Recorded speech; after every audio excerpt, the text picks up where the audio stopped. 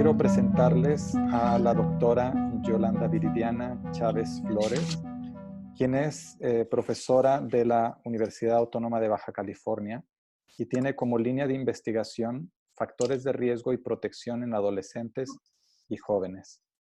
Ella presentará la ponencia titulada Validez y fiabilidad de un instrumento de evaluación. Ella tiene como, digamos, como parte de su producción el ser coautora de 7 artículos publicados, siendo el más reciente Instrumentos de Evaluación de la Autolesión no suicida en adolescentes, 1990-2016, una revisión sistemática.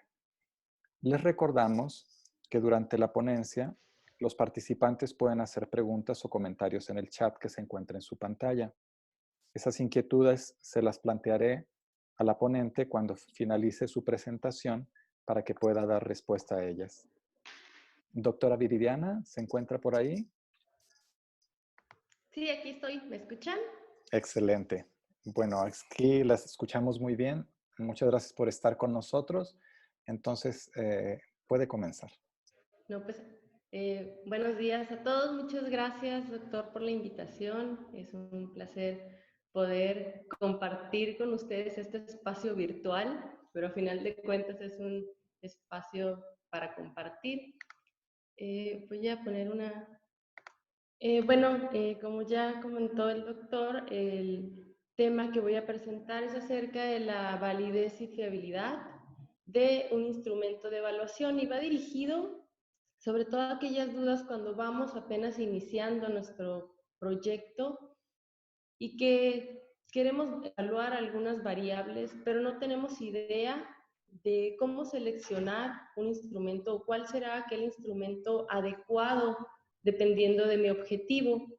Hay algunos errores comunes que yo he observado, sobre todo en estudiantes de pregrado, y bueno, espero que sea útil la siguiente información y si tienen alguna duda, pues con mucho gusto, al final pueden hacer sus preguntas. Primero me gustaría hacer una breve introducción acerca de qué es la medición.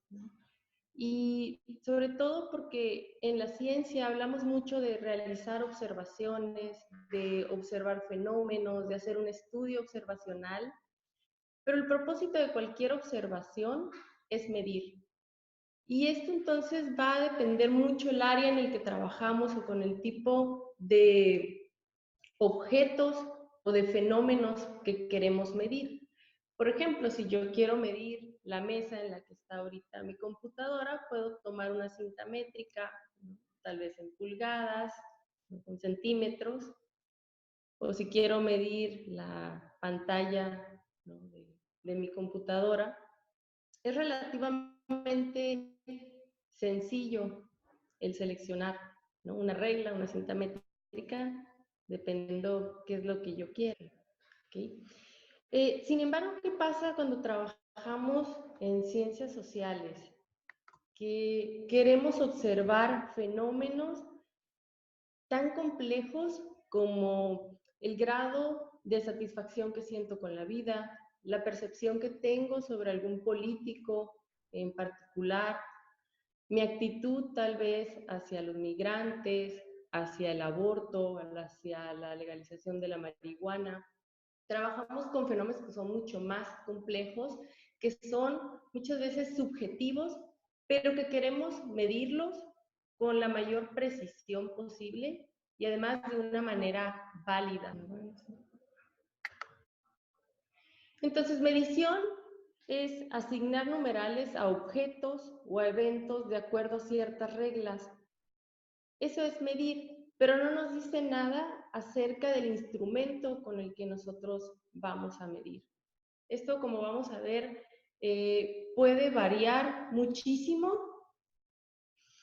y puede incluso dejar de ser válido dependiendo de cómo lo utilicemos. Vamos a ver más adelante que el instrumento en sí no es válido, sino que nosotros generamos la evidencia de que funciona y que es válido con la muestra con la que vamos a trabajar o en el contexto, con el tipo de población con la que vamos a trabajar.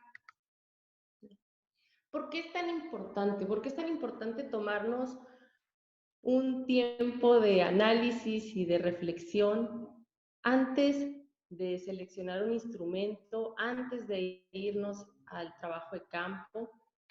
Entonces, primero porque recordamos que el instrumento es lo que le va a dar la validez interna a nuestro estudio.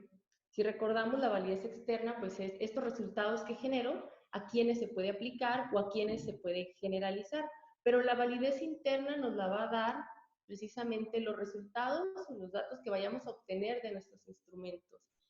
Si yo tengo una pregunta de investigación muy interesante, si yo tengo un diseño, ¿no? A lo mejor longitudinal, tengo a lo mejor un acceso a la muestra, pero mi instrumento no es válido o no es fiable, quiere decir que así llegue yo a ciertas conclusiones muy interesantes, no van a ser válidas o no van a ser fiables. Entonces, es bien importante detenernos un tiempo para analizar cuál es mi objetivo de investigación, cuáles son las variables, exactamente qué es lo que quiero medir, las variables que quiero incluir, definirlas, ¿no? Conceptualmente y operacionalmente. Y el tercer punto es a qué muestra o a qué población quiero evaluar. Porque vamos a ver más adelante que esos son en sí, esos tres aspectos son los más comunes en los errores al momento de seleccionarlos. También es la importancia de los datos que generamos, ya que en muchos ámbitos tomamos... Bueno, parece que tenemos un poco de dificultad en la conexión de la doctora Viridiana. Vamos a esperar a que vuelva su audio. Bueno, estamos esperando que la doctora Viridiana pueda recuperar su audio. Nos estaba empezando a hablar sobre cómo validar un instrumento y por qué era importante hacerlo así. Ya tenemos también algunas preguntas de participantes con relación al proceso que se tiene que seguir para validar una herramienta, en este caso un formulario. Eso lo plantea Zaira Muñoz. Y seguramente lo que está abordando la doctora Viridiana va a poder resolver muy bien esas dudas, porque efectivamente, como Zaira pregunta, el hecho de validar un instrumento, pues efectivamente es un proceso que requiere conocimiento y además, pues yo diría calma, ¿verdad? Mientras voy retomando un poco lo que ella decía, en términos de que cuando se hace un proceso para validar un instrumento, pues es muy importante revisar primero si no existe, es decir, qué antecedentes existen de verificación de estas propiedades psicométricas en este instrumento, o si hay algunos instrumentos que tengan mejores propiedades psicométricas. La doctora Viridiana publicó un artículo donde hizo una revisión de propiedades psicométricas de instrumentos que valoraban comportamiento de violencia autoinfligida en adolescentes. Y cuando realizó esta revisión sistemática, lo hizo porque antes de decidir, digamos, adaptar un nuevo instrumento, pues tenía que asegurarse que no hubiera otro. Entonces, ese es quizás pues el comienzo del proceso que la doctora Viridiana nos va a comentar a detalle. Bueno, entonces decía también que era muy importante identificar cuál es el instrumento más adecuado, dadas las decisiones que tomamos con base en los resultados el seleccionar los instrumentos de manera adecuada, dadas las decisiones tan importantes que tomamos en múltiples áreas. Por ejemplo, si yo quiero saber si la persona que estoy evaluando es adecuada, ¿no? Sus habilidades, por ejemplo, para conducir cierto camión con combustible, o si una persona tiene también el perfil para portar un arma, ¿no? Si tal vez en el contexto clínico quiero saber si puedo tomar la decisión de que un paciente se quede internado o pueda regresar a casa. Y entonces, bueno, entrando más en tema, ¿qué es la validez? La validez es medir lo que nosotros creemos que estamos midiendo, ¿no? Es decir, si mi instrumento realmente mide lo que yo creo que estoy midiendo, puedo decir que es válido, ¿no? Entonces se hace énfasis en lo que se está midiendo y existen varios tipos de validez que ahorita los vamos a revisar más adelante. En cambio, la fiabilidad, ¿no? En la medición moderna, pues se parte del supuesto de que existe una puntuación verdadera de cada individuo. Y entonces, mientras mi instrumento me permita acercarme a identificar de manera lo más precisa posible esa puntuación, pues mi instrumento va a ser más fiable, ¿no? Cuando nosotros hablamos en sentido coloquial de una persona es fiable, hablamos de la estabilidad, que es capaz de poder predecir, que se le tiene confianza, que es consecuente. La fiabilidad, con un ejemplo muy sencillo, es una báscula.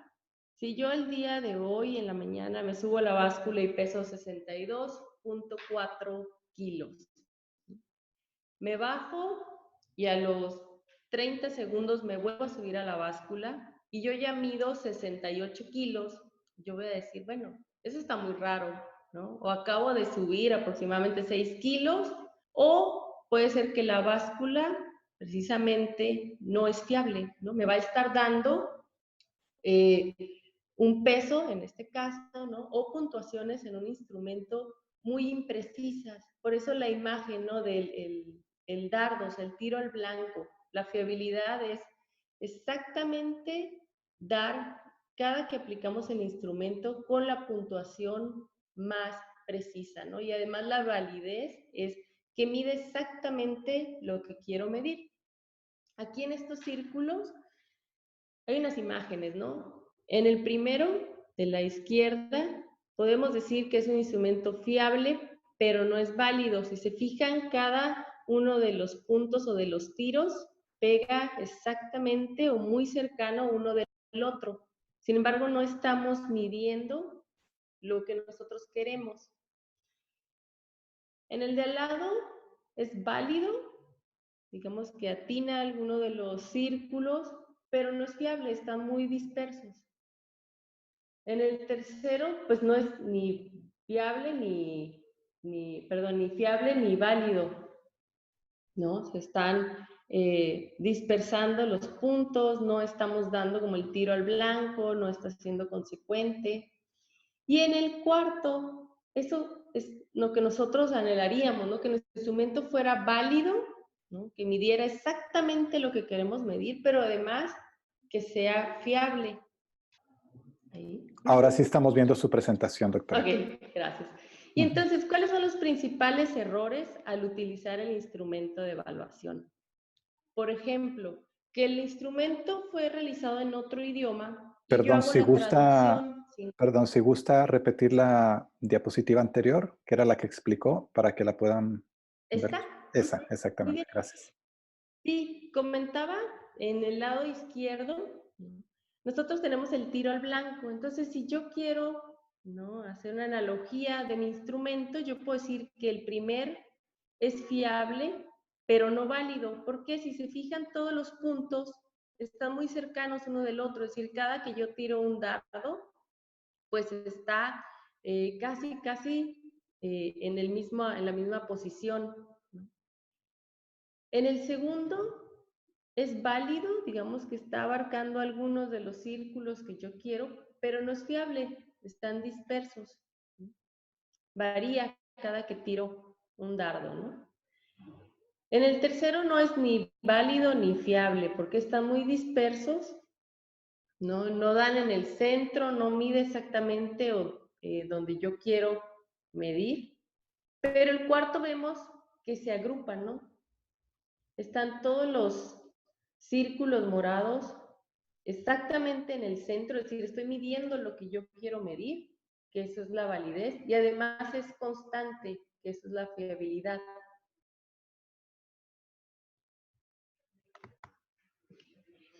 Ahora, mencionaba de los principales errores, ¿no? Uno es que el cuestionario está en otro idioma y yo hago la traducción o uso una aplicación de internet. Y vemos aquí uno de los ejercicios que tomé en una de las clases, ¿no? Que la versión original era How do you are? ¿Cómo estás?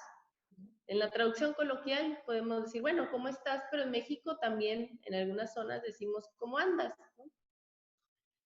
Pero cuando nosotros haríamos la retrotraducción, ¿no? Pues ese cómo estás se sigue manteniendo, how do you are, pero ese cómo andas se convierte ya, ¿no? Si hacemos la retrotraducción al inglés, pues sería how do you walk, es decir, pierde sentido, ¿no? De cómo estás se transforma ya en cómo caminas.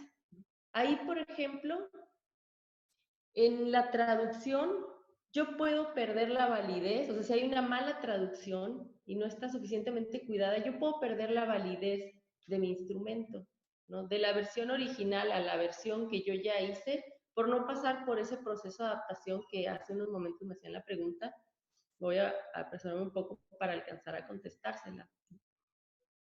Otro de los errores decimos, bueno, pero ya está en español. Y sí, está en español de España, ¿no? Y hay una cuestión también cultural. Decimos, ya está en castellano, ¿no? A lo mejor lo hicieron en Colombia, a lo mejor lo hicieron en Chile, en Argentina, pero hay palabras que puede variar su significado. Por ejemplo, si yo digo que voy a evaluar el coraje, y en una de las preguntas dice, ¿qué tanto coraje sientes en esta situación? Tal vez en España el coraje se refiere a la valentía, mientras que en México se asocia más con el enojo.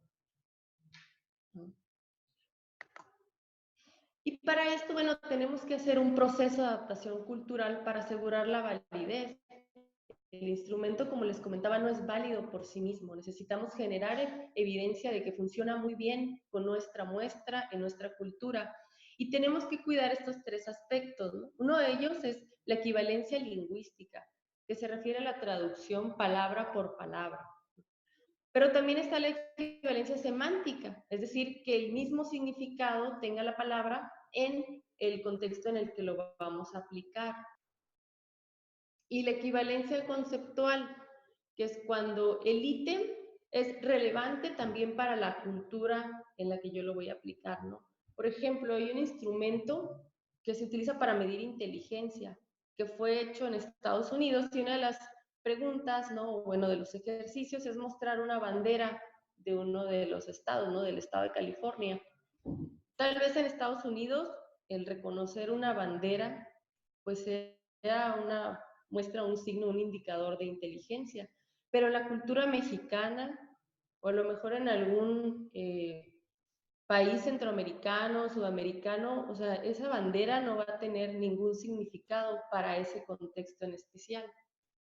Entonces, aquí la equivalencia conceptual se refiere a eso, a mantener ¿no? los ítems que son relevantes para la cultura en que lo vamos a aplicar. Ahora, ¿cómo puedo asegurarme yo que es una buena adaptación cultural? Primero hay que identificar cuáles son las características adecuadas de un traductor. ¿no? Es una persona que convive o que está familiarizado con ambas culturas. ¿no? Si es un instrumento que realizaron, por ejemplo, en Portugal, pues el traductor tendría que conocer la cultura ¿no? de Portugal y a lo mejor lo queremos adaptar a México, pues también tendría que conocer la cultura mexicana. ¿no? Tendría que tener un certificado en el idioma, pero también una especialidad en el área de conocimiento. ¿no? Sobre todo cuando utilizamos ciertos tecnicismos. Las características del proceso. Es importante también invitar a uno de los autores, ¿no?, del cuestionario original y pedir su visto bueno. Realizar una entrevista cognitiva con la evaluación objetivo, con la población objetivo, perdón, y un pilotaje también con la población objetivo, es decir, a quienes les vamos a aplicar el cuestionario. Ahorita voy a ahondar un poquito más. Por ejemplo, ¿qué debo evaluar yo en una entrevista cognitiva y en el pilotaje? Primero, ¿no?, yo voy a tener a personas que cumplan con los criterios de inclusión, ¿no? Si yo digo, bueno, voy a trabajar con adolescentes de los 12 a los 15 años en este instrumento, bueno, pues yo voy a citar a unos 5, 10, o si tengo un grupo de hasta 30, ¿no? Por ejemplo, para el pilotaje, adolescentes de esa edad que son escolarizados, igual que mi muestra con la que voy a trabajar. Y entonces tengo que revisar que para ellos las instrucciones son claras y que se comprenden, que al momento de que ellos contesten el cuestionario saben por qué están contestando esa respuesta y no otra, es decir, que no están adivinando y que además es autoexplicativo. Yo no tengo que estar explicando cada una de las preguntas o cada una de las instrucciones a qué se refiere. Las opciones de respuesta son suficientes y adecuadas al objetivo del instrumento. Si, por ejemplo, yo quiero eh, evaluar los tipos de violencia, ¿no?, y a lo mejor las opciones de respuesta que tengo las estoy orientando más hacia el grado de violencia, ¿no? A lo mejor yo quiero evaluar la frecuencia y tal vez termino evaluando la intensidad. También que el cuestionario es adecuado para el tipo de población en que lo voy a aplicar. Si es diseñado para una población clínica, pues no puedo aplicarlo o va a perder validez si lo aplico en una población comunitaria o escolar. La edad también, el contexto, la cultura.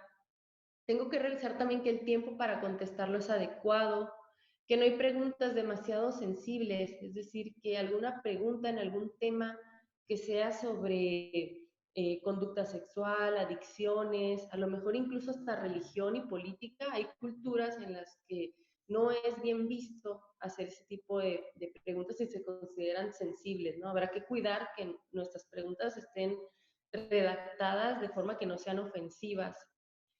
Y palabras difíciles para algunas personas de cierta edad, ¿no? Por ejemplo, laxantes. Yo identifiqué que para los adolescentes de entre 15 y 18 años no les generaba problema en uno de los instrumentos, pero sí a los adolescentes de 12 a 14 años. Y también que no genera rechazo, ¿no?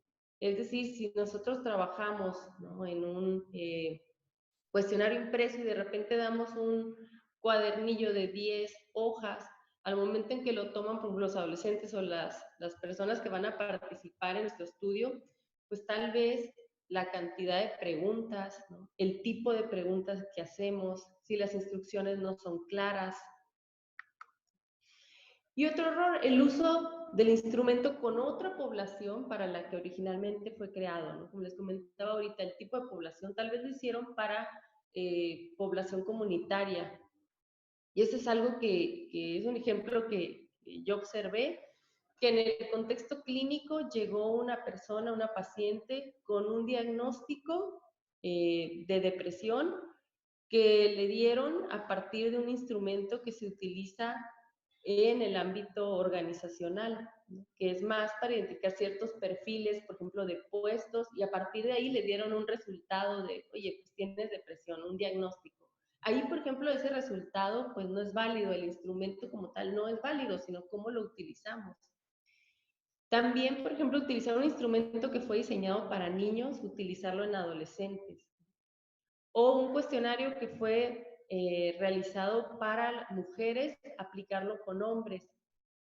Entonces, se puede utilizar siempre y cuando se haga una evaluación del instrumento, de sus propiedades y qué tan adecuado está siendo, cómo lo estoy utilizando, ¿no? Aunque el país sea latinoamericano, pues se debe verificar las propiedades, ¿no? Si lo estoy aplicando en un país latinoamericano, pero que es diferente a México, pues tengo que volver a evaluar las propiedades. Otro de los errores es aplicar el instrumento en un formato diferente al que fue creado. Aquí no me refiero tanto porque vi por ahí una pregunta de que si era en línea. Puede ser aplicado en línea, cosa que puede facilitar, ¿no?, el trabajo, los tiempos de captura, incluso hasta los errores que se cometen al capturar, sino que aquí en el formato es, por ejemplo, que esta entrevista clínica y que yo lo aplico como si fuera un instrumento de autorreporte. Y entonces las preguntas no están redactadas para que la persona comprenda únicamente con leer las preguntas, ¿no? Tiene que estar la persona explicándole, las opciones de respuesta no son adecuadas, las instrucciones tampoco son claras, porque no está diseñado para que la persona entregarle la hoja y que lo conteste, ¿no? Está diseñado para una entrevista clínica en ese contexto.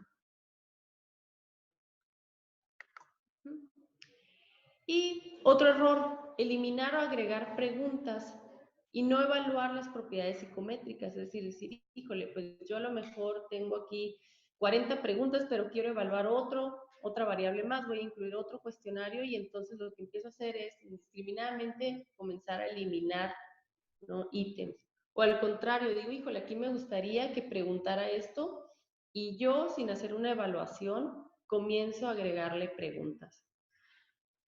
Aquí es importante considerar que cuando nosotros tenemos una dimensión que vamos a evaluar, tiene que haber al menos 3 preguntas, ¿no?, para que se pueda considerar como dimensión.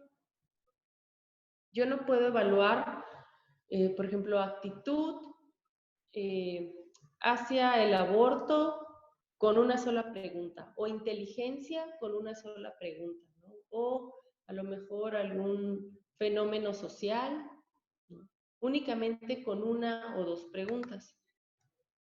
Otro error es no conocer el tipo de respuesta que tiene el cuestionario. A lo mejor el cuestionario mide el tipo de violencia, ¿no?, si es violencia física, violencia psicológica, violencia sexual.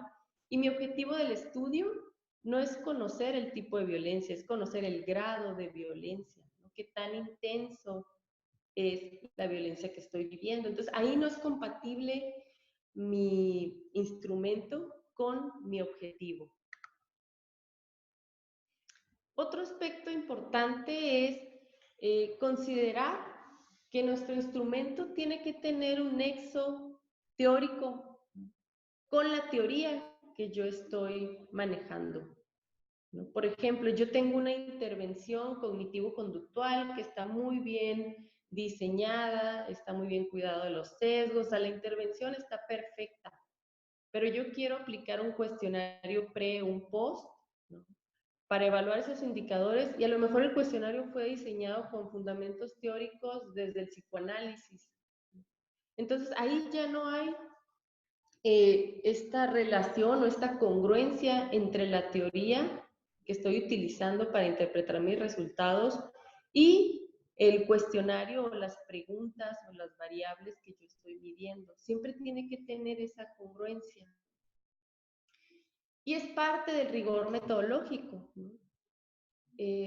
La poca claridad teórica, es decir, si yo no tengo claro qué es exactamente lo que quiero medir, esto va a resultar o va a generar inconsistencias que se van a notar en el método, ¿no?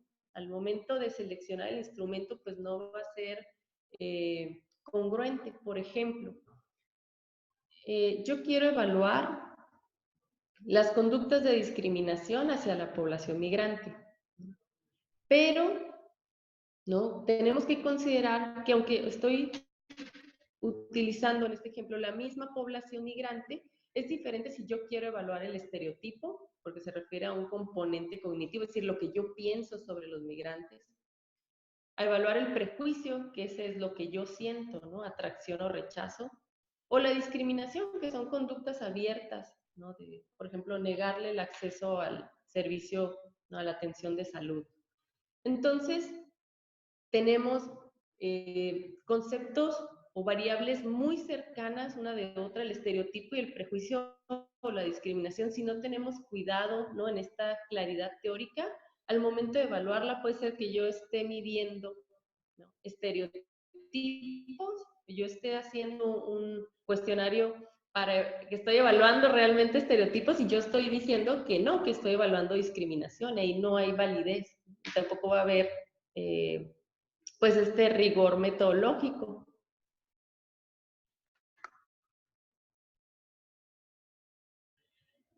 Y aquí siento que elegí no mide exactamente el indicador, ¿no? O el efecto. A lo mejor el fenómeno que yo estoy evaluando no son conductas de riesgo de suicidio. Mi objetivo es, en mi estudio, identificar, ¿no?, el intento suicida.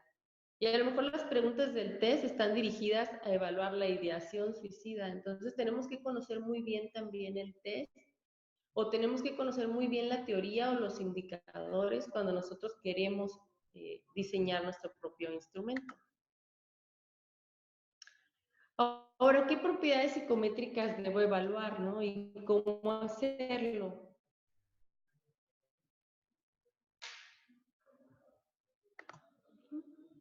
Esas son algunas de las recomendaciones básicas de lectura, ¿no?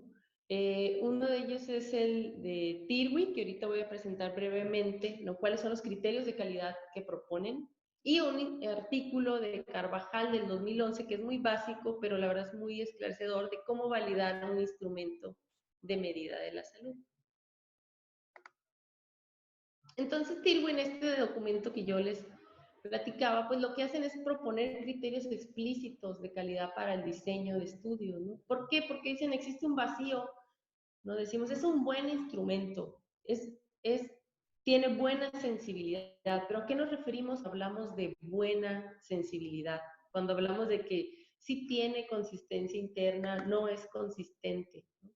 Uno de ellos es la validez de contenido, ¿no?, que es la medida, ¿no?, en la cual el concepto de interés se representa por todos los ítems, ¿no? Como ya comentaba ahorita, tiene muy claro cuál es el objetivo de la medición, ¿no?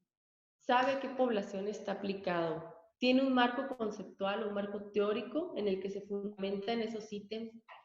Si selecciona, es decir, si incluye o elimina ítems, ¿no?, hay un porqué, es esta relación directa con la teoría. Y además se pueden interpretar los ítems. Doctora, perdón, nada más para decirle que ya estamos sobre el tiempo de su ponencia. Ah, muy bien. Paso a contestar las preguntas. Sí, muy bien.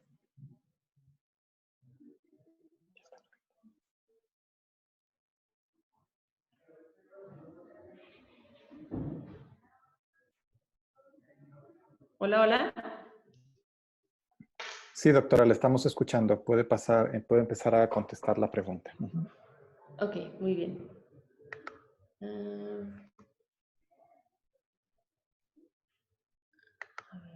aquí más.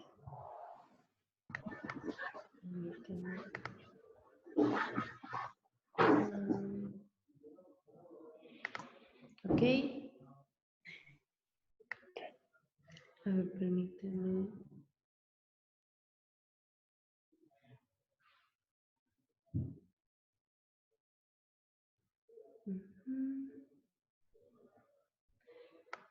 Ok, cuando se desea hacer un análisis comparativo, el instrumento puede ser distinto. Bueno, aquí de Lucy Arias. Cuando quiere hacer un análisis comparativo. Bueno, aquí no sé si se refiere a como comparar, por ejemplo, entre dos muestras distintas entre dos países, pero no, o sea, si quiere hacer un análisis comparativo, pero es una misma variable, lo que tendría que hacer más bien es adaptar culturalmente el instrumento, ya sea, por ejemplo, como les comentaba hace unos momentos, ¿no? Si yo quiero hacer una comparación de tal variable entre México y Portugal, pues lo que tendría que hacer es adaptar culturalmente el instrumento, no utilizar dos instrumentos distintos.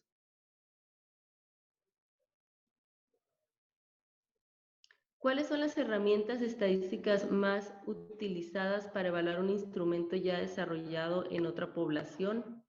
Bueno, hay algunas básicas, ¿no? Por ejemplo, para validez de constructo, pues es un análisis factorial confirmatorio. También cuando se quiere evaluar, por ejemplo, validez convergente, si yo quiero evaluar, no sé, satisfacción con la vida, puedo buscar un instrumento que evalúe un constructo, una variable muy cercana, ¿no? Por ejemplo, bienestar subjetivo y satisfacción con la vida, ¿no? Algo muy, muy cercano que pueda converger.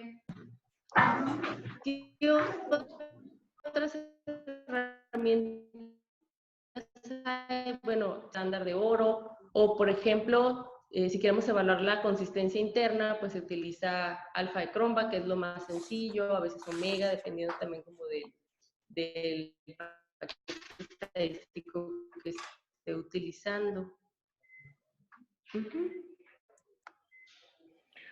Bueno, pues queremos agradecer la participación de la doctora Yolanda Viridiana Chávez Flores, de la Universidad Autónoma de Baja California.